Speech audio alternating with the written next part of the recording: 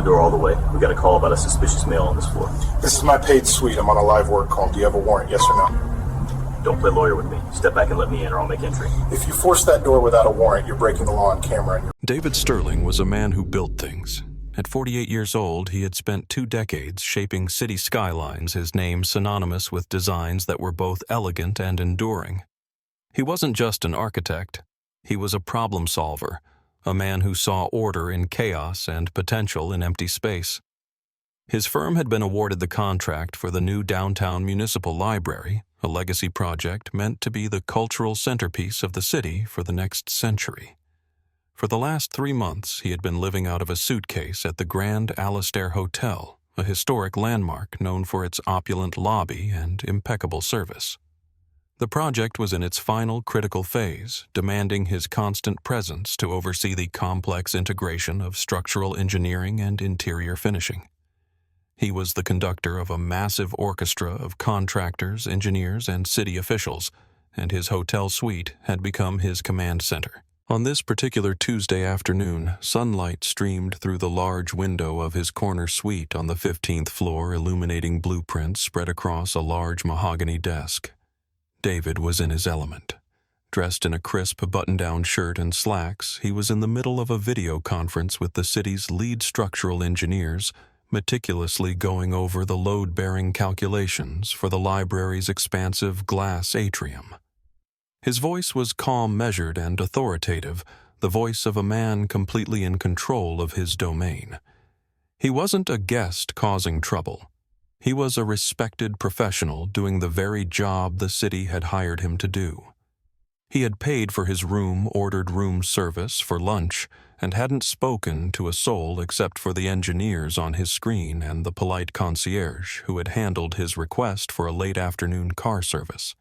He was exactly where he was supposed to be, doing exactly what he was supposed to be doing. He was a man of precision and rules, and he expected the world around him to operate on the same principles. He had no idea that just a few floors below a call was being made that would shatter that expectation and introduce a level of chaos into his life that no blueprint could account for. Officer Mark Coulson wasn't a man who built things. He was a man who broke them. At 32, with 6 years on the force, he moved with a restless, aggressive energy, as if constantly spoiling for a fight. His personnel file was a roadmap of red flags, a collection of 14 civilian complaints, ranging from verbal abuse to excessive force. Most were filed by minorities. Most were dismissed as unsubstantiated. But the pattern was undeniable to anyone who cared to look. Coulson saw the world in black and white, good guys and bad guys, and he alone was the arbiter of who was who. He operated on instinct, a dangerous cocktail of suspicion and adrenaline that he mistook for good police work. His supervisors noted his high arrest numbers but cautioned him in performance reviews about his poor community engagement and tendency to escalate non-violent encounters. But Coulson saw those as compliments. He wasn't here to make friends. He was here to handle problems. The call that came in wasn't an emergency. It wasn't even a credible report. Kevin, a 22-year-old security guard on his 3rd week at the Grand Alistair, made the call. A few weeks prior, a black man had been caught trying to break into rooms on the 12th floor. That man was long gone, but the hotel had circulated a vague description: black male, medium build, well-dressed to blend in. While doing his rounds, Kevin saw David Sterling step off the elevator. David matched the description in the same way millions of other men did. He was black, of medium build, and impeccably dressed. That was enough for Kevin.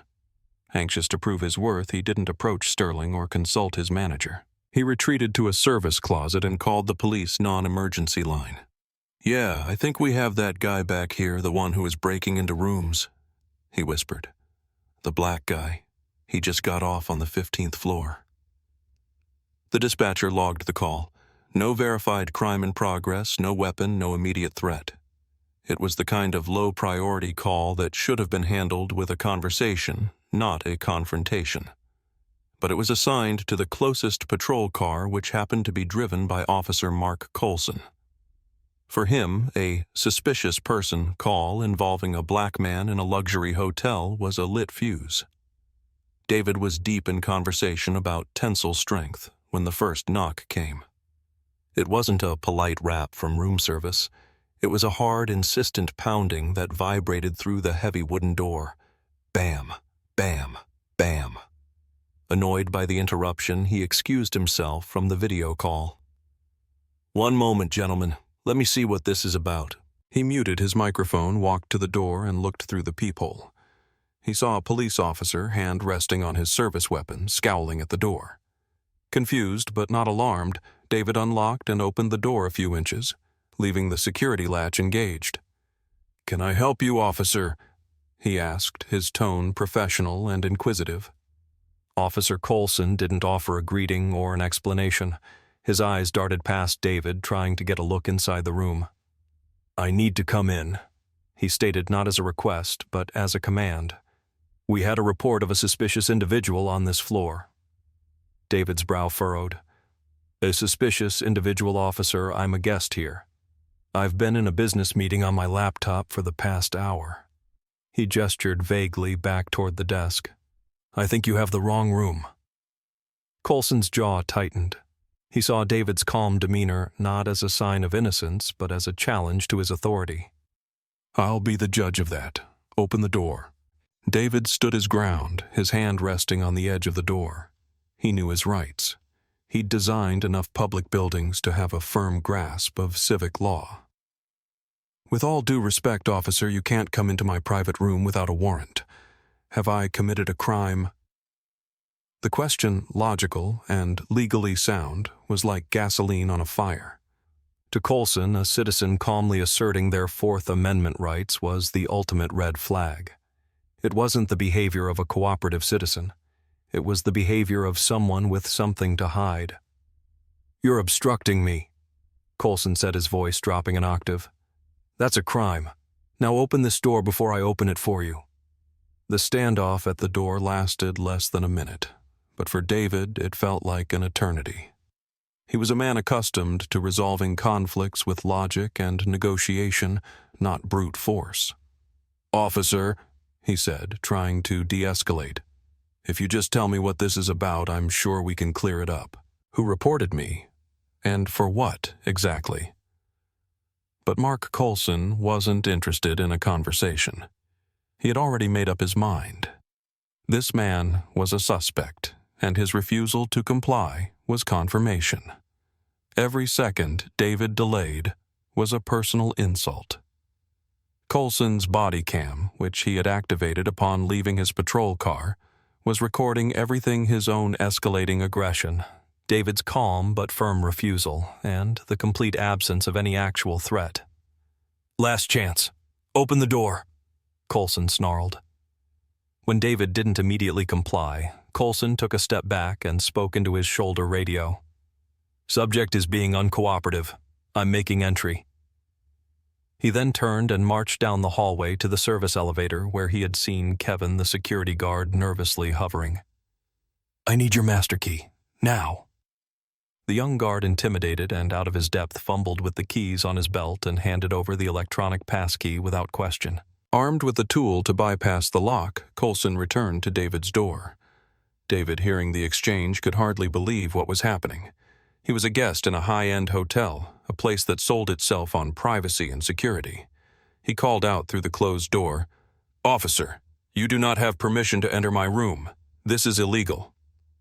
Coulson ignored him. He swiped the keycard. The lock beeped and clicked open. He slammed his shoulder into the door, snapping the flimsy metal security latch clean off the door frame. With a splintering crack, the door flew open, and Officer Coulson was inside, standing in the middle of David Sterling's private space, his hand now firmly on the grip of his holstered pistol. The sanctity of the room had been violated. The Constitution had been breached, and the Bodycam was still rolling. The scene that greeted Officer Coulson inside the suite was not a den of criminal activity. There was no stolen property, no drugs, no evidence of any crime whatsoever. There was only the mundane reality of a professional at work, blueprints covering the desk and bed, a high-end laptop still connected to the now chaotic video call, and a suitcase open in the corner with neatly folded clothes. The engineers on the screen stared in stunned silence, their faces a gallery of disbelief. For a moment, the sheer wrongness of the situation seemed to hang in the air. But for Coulson, turning back was not an option. He couldn't admit he had made a catastrophic mistake. That would be a sign of weakness.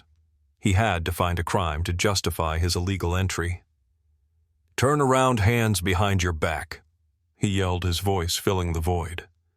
David, still reeling from the shock of the forced entry, put his hands up slowly. "Officer, for what? What am I being arrested for?" he asked, his voice laced with incredulity. "Obstruction of justice and failure to identify," Coulson shot back, rattling off flimsy catch-all charges that wouldn't hold up for 5 minutes in court. He grabbed David, spun him around roughly, and cinched handcuffs tightly around his wrists. The cold metal bit into David's skin. In a matter of minutes, he had gone from being a respected architect leading a multi-million-dollar civic project to a criminal suspect in his own hotel room. The humiliation was profound and absolute. Coulson marched him out of the room, leaving the door hanging broken on its hinge. As they walked past the desk, David could see the faces of his colleagues on the laptop screen, their expressions of shock turning to outrage. He was paraded down the pristine carpeted hallway, through the opulent lobby filled with business travelers and tourists, and out the front door into the bright afternoon sunlight. Every eye was on him, the well-dressed black man in handcuffs, flanked by a triumphant-looking police officer. The narrative was set. The damage was done. His reputation, carefully built over 2 decades, felt as shattered as the security latch on his hotel room door. The drive to the precinct was a blur of silent fury for David. He mentally cataloged every detail: the illegal entry, the baseless charges, the unnecessarily tight handcuffs. At the station, he was booked and placed in a holding cell, the indignity of the situation washing over him. Meanwhile, Officer Coulson was writing his report, a work of creative fiction designed to justify his actions. He wrote that David had been evasive, that he matched the description of a known burglar, and that he had physically resisted by holding the door shut. It was a flimsy narrative built on a foundation of lies, but it was the only thing standing between him and a career-ending lawsuit. The first crack in Coulson's story appeared when Sergeant Miller, a 25-year veteran with a low tolerance for nonsense, read the arrest report. He looked from the thin report to Coulson, then to David Sterling sitting calmly on a bench, still in his expensive shirt and slacks. Something didn't add up. "Let me see the Bodycam footage, Coulson." Miller ordered, his tone flat. As the two of them watched the video in a small office, the truth became undeniable. The footage showed David's politeness, his clear assertion of his rights, and Coulson's escalating aggression. Most damningly, it showed Coulson using the security guard's keycard to force his way into the room without a warrant. There was no resistance, only a snapped security latch. Miller's face was grim. "You entered his room without a warrant, Mark." Based on what? A vague description from a nervous kid. Before Coulson could stammer out a defense, David was allowed his phone call. He didn't call a bail bondsman. He called the city attorney's office, the very people overseeing his library project. He identified himself, calmly explained he had been arrested at the Grand Alistair, and asked them to please handle it. The city attorney on the other end of the line went silent for a moment, then exploded into action. Within 20 minutes, a furious deputy city attorney was at the precinct demanding answers. The house of cards Coulson had built was collapsing. The fallout was immediate and catastrophic for Officer Coulson. The Bodycam footage, initially intended to protect him, became his executioner. It was irrefutable evidence of a blatant civil rights violation. Within 24 hours of the arrest, David Sterling was released with a sincere apology from the police chief himself, and Officer Mark Coulson was placed on administrative leave, his badge and gun confiscated. The internal affairs investigation was swift and brutal. Faced with the crystal-clear video, Coulson had no defense. His pattern of prior complaints was re-examined no longer as isolated incidents, but as a clear history of a bully with a badge. David hired a top civil rights attorney, and the lawsuit was filed a week later. It named Officer Colson individually the police department for its failure to supervise and discipline him, and the Grand Alistair Hotel for its gross negligence in giving a police officer a master key without a warrant, thereby violating its most basic duty to protect its guests' privacy.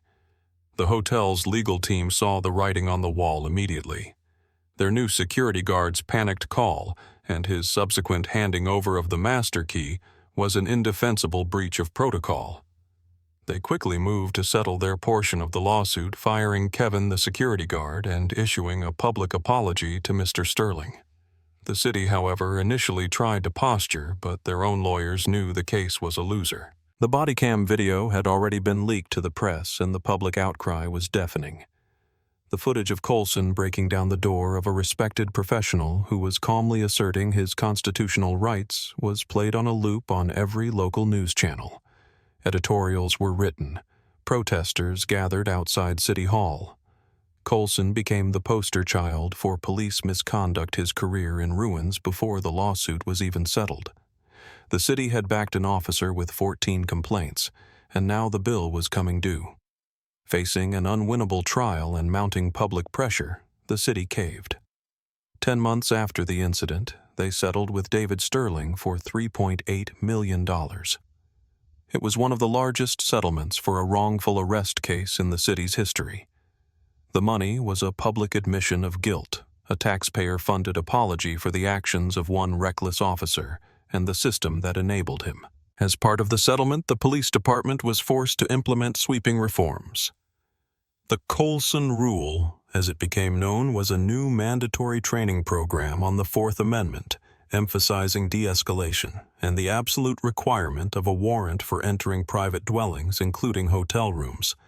A new red flag system was put in place to automatically trigger a supervisory review for any officer who accumulated more than 3 civilian complaints in a year. Officer Mark Colson was fired. His termination letter cited gross misconduct, violation of department policy, and dereliction of duty. His name was added to the National Decertification Index, ensuring he could never work as a law enforcement officer in another state.